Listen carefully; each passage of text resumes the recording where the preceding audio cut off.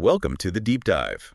We've had requests to explore that epic overland journey, Adelaide to Darwin, specifically the route going right through the middle via Uluru. Yeah, the Red Center route. Exactly.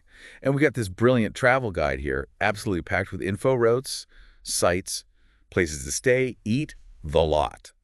So our mission today is basically to pull out the coolest, most useful bits for anyone thinking about it, or even just curious. Right. And the first thing that jumps out is just the sheer distance. I mean, the Stewart Highway is the main artery, and it's all sealed, good for a regular car, but it's huge. About 3,030 kilometers. That's, what, roughly 31 hours straight driving? Wow, yeah.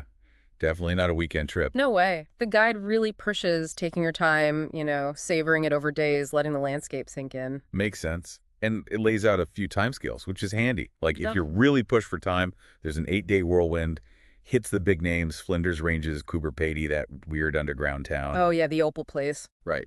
Then Uluru, Alice Springs, Tennant Creek, Catherine, Darwin. Quick, but probably a lot of driving each day. Yeah, sounds intense. Then there's a 14-day Explorer that looks, well, more balanced, more relaxed pace, and it actually builds in time for that Kings Canyon detour the guide raves about. Ah, okay, so more time to breathe. Exactly. And if you've got the luxury of time, there's the full 21-day Explorer Way. That sounds pretty comprehensive. Yeah, what's included there? Well, you get deeper into places like the West McDonnell Ranges near Alice. You can stop at Mataranka for a dip in the thermal pool, really explore Catherine Gorge Nipmiluk, it's called, and even suggests adding Kakadu National Park near Darwin. Sort of positions Darwin as a gateway to more top-end adventures, Right. So it's not just the end point. Not at all. And interestingly, if all that driving sounds like too much, the guide mentions the GONE train. Oh, yeah. The luxury train. You could do part of the trip or even the whole thing, apparently. Experience it all from a window. Totally different vibe. That's a cool alternative. And something else, pretty modern EV chargers. The guide actually points out there's one in Ulara, right near Uluru. That's good to know. Makes it feasible for electric cars, maybe more so than you'd think. Definitely shows things are changing. Okay, so let's start where the trip starts.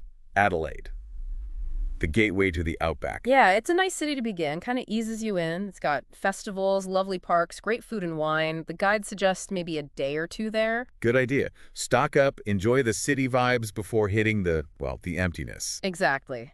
Highlights are things like Rundle Mall for any last-minute gear, the Botanic Garden, which is going to be a real contrast to the desert later. I bet. Adelaide Central Market for supplies, maybe Glenelg Beach for a last sniff of sea air. Even the Adelaide Oval is mentioned, or checking out the art gallery or the Tandanya National Aboriginal Cultural Institute for some important history. And the wine regions. Barossa, McLaren Vale. Right. Right on the doorstep for a pre-trip treat. Or post-trip. So leaving Adelaide, you head north towards the Flinders Ranges. The guide says the landscape starts changing pretty quickly, suggests the Prince's Highway route. Any detours? Well, the Clare Valley, if you haven't had enough wine. But the key stop is Port Augusta. They really recommend the Wadlata Outback Center there. Why's that? It's like an immersive intro to the Outback, the history, the environment. Who? Sort of sets the stage, Gotcha. Good prep. And then the Flinders Ranges themselves. The Cara Flinders Ranges National Park. Yeah, the main event in that region. Absolutely dramatic scenery. We'll paint a pound, or Ikara is a famous bit, that huge natural amphitheater. Hiking, scenic flights. Sounds amazing. Anything else? Oh, yeah. Burkina and Bunyuru gorges, apparently you can spot yellow-footed rock wallabies there. There's Aboriginal rock art sites, other parks like Mount Remarkable, even an old steam train, the Bichiriti Railway. Yeah. And way up north, Arkarula Wilderness Sanctuary for proper rugged 4WD tours. Wow. Okay. Lots just in that first section. So from the Flinders, where to next? The landscape gets much drier. You're heading towards Coober Pedy. The guide mentions a possible stop at Woomera Old Rocket Range. Bit of space history. Ah, interesting side trip. But Coober Pedy, that's the main draw, right? The opal capital. Totally. And it's famous for being underground. It gets so hot, people just dug down. You can visit underground homes, opal mines, museums. You can even try noodling for opals yourself. Noodling's like sifting through leftover rock. Yeah, exactly. And there are underground churches, believe it or not, Serbian Orthodox, Catholic. That's wild. What about above ground? Well, near the town, there's the Breakaways Conservation Park, meant to be stunning desert colors, but you need a permit.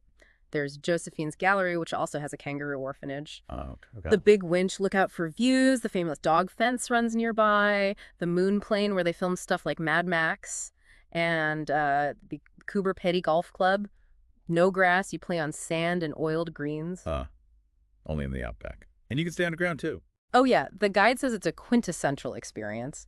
The Desert Cave Hotel is apparently the only international standard one, but there are motels too, like the Underground Motel or Redecca Down Under. Gotta try it, I reckon. Definitely adds to the adventure. Food options? Sounds pretty down to earth. Outback Barn Grill, John's Pizza Bar, standard Outback fare, good hearty stuff. Okay, fueled up, dugouts explored, onward to Uluru. Yep, into the Red Center proper. Earldunda Roadhouse is a key stop mention, fuel, food, and often where you officially cross into the Northern Territory. The drive itself is described as just starkly beautiful. Keep an eye out for kangaroos, emus. The classic Aussie wildlife. And then you arrive near Uluru at Ulara. That's right. Ayers Rock Resort, they call it. It's the service village. Ranges from fancy places like Sails in the Desert down to the Outback Pioneer Hotel and Lodge, which is more budget, and a campground. Something for everyone. Any unique experiences there. The guide highlights the sounds of silence dinner. It's outdoor dining under the stars overlooking Uluru, often with some indigenous cultural elements. Sounds pretty special. Wow, yeah. Okay, and then the main event. Ulukata National Park. Absolutely. And the guide really emphasizes the cultural significance for the Anangu, the traditional owners. It recommends doing the Mala Walk with a ranger, visiting the cultural center first.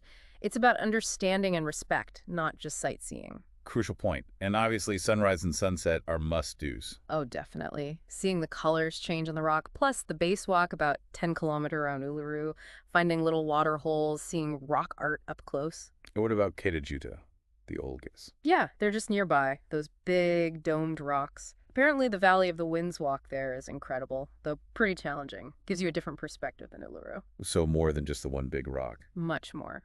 The guide also suggests looking into tours led by Aboriginal guides for deeper insights, checking out Maruku arts for local crafts, or even taking a scenic flight to see both Uluru and Katachuta from the air. That would be epic, seeing it all laid out. Yeah. I mean, reflecting on the whole route described, it's not just getting from A to B, is it? It's this journey through incredibly varied places. Adelaide sort of, refined start. Then the rugged Flinders, the weirdness of Coober Pedy, the massive spiritual weight of Uluru, and eventually ending up in tropical Darwin. It really covers a huge spectrum of Australia. Yeah. It does make you think. Traveling through landscapes that old with all those stories embedded in them. Yeah. What would a journey like that teach you? Yeah. About the place, but maybe about yourself too.